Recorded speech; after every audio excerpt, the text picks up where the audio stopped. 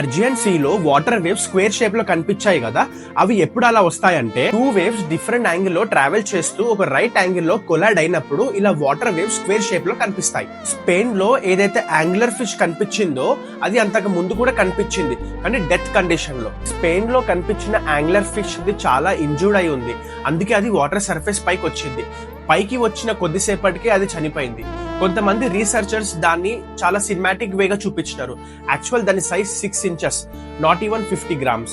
Mexican water లో మనకు కనిపించిన ఫిష్ పేరే డోమ్స్ డే ఫిష్.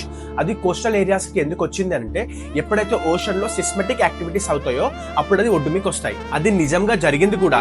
జనవరి మంత్ లో మెక్సికో నుంచి 94 kilometers దూరంలో సిస్మెటిక్ యాక్టివిటీస్ జరిగాయి. అరౌండ్ 4.6 ఎర్త్క్వేక్ రికార్డ్ అయింది. ఏదైతే మన ఓరా ఫిష్ మనం చూసినామో అది చాలా సివియర్ గా ఇంజూర్ అయింది, అందుకే అది వాటర్ సర్ఫేస్ మీదకి వచ్చింది. ప్రతి డిజాస్టర్ ని యానిమల్స్ తో పోల్చడం, జనాలను భయపెట్టించడం అది కరెక్ట్ కాదు.